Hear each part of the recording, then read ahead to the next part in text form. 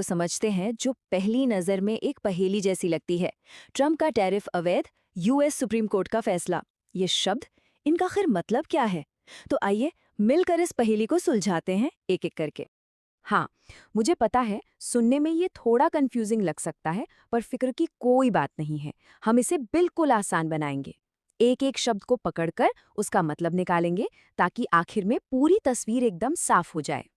तो सबसे पहले पकड़ते हैं इस पहेली के पहले हिस्से को, ट्रंप का टैरिफ। इसमें जो सबसे जरूरी शब्द है वो है टैरिफ। आखिर ये होता क्या है?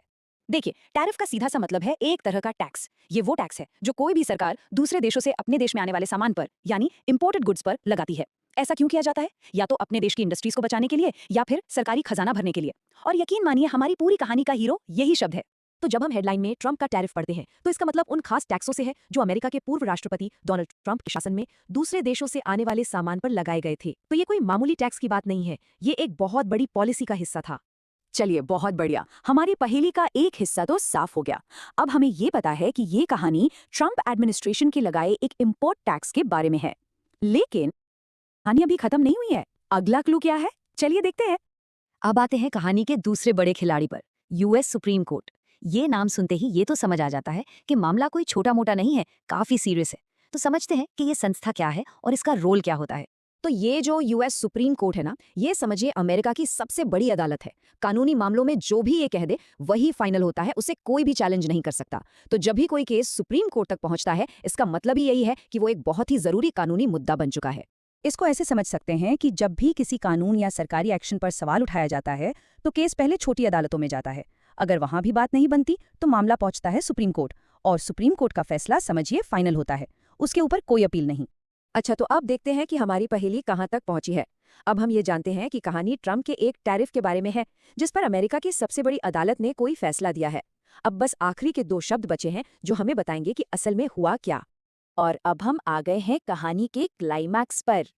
ये दो शब्द, अवैध और फैसला, यही तय करेंगे कि पूरी कहानी का अंत क्या हुआ। चलिए इन आखिरी टुकड़ों को भी सही जगह पर लगा ही देते हैं। हेडलाइन में जो शब्द अवैध लिखा है, वो असल में अवैध लिखने का ही एक तरीका है। अब देखिए, हिंदी में वैध का मतलब होता है लीगल, यानी कानूनी, और उसका ठीक उल्टा अवैध का मतलब होता है इल्लीगल, यानी गैर कानूनी। तो सिर्फ इस एक शब्द से हमें ये पता चल गया कि उस टैरिफ को कानून के खिलाफ माना गया। और हमारा आखिरी शब्द है फैसला। इसका मतलब तो बहुत ही सीधा है, एक निर्णय, एक रूलिंग या एक जजमेंट। ये वो शब्द है जो बताता है कि किसी कानूनी प्रक्रिया का नतीजा आ चुका है। और ये लीजिए, पहेली सुलझ गई। जब हम इन सारे टुकड़ों को एक साथ जोड़ते हैं, तो मतलब एकदम साफ हो जाता है। ट्रंप के एक टैरिफ को यूएस सुप्रीम कोर्ट के फैसले ने अवैध यानी इल्लीगल घोषित कर दिया। देखा, जो लाइन शुरू में इतनी उलझी हुई लग रही थी, वो अब एक पूरी और साफ कहानी बता रही है। तो चलिए फटाफट से देख लेते हैं कि हमने यहाँ से क्या क्या सीखा। पहली बात, टैरिफ बाहर से आने वाले सामान पर लगने वाला एक टैक्स होता है।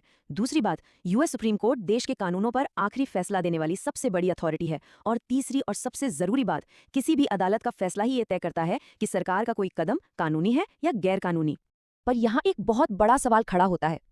किसी एक देश की अदालत का व्यापार से जुड़ा सिर्फ एक फैसला पूरी दुनिया पर कैसे असर डाल सकता है? ये एक ऐसा सवाल है जो हमें दिखाता है कि आज की दुनिया में इकोनॉमी और कानून एक दूसरे से कितने गहरे जुड़े हुए हैं। इस पर सोचेगा जरूर।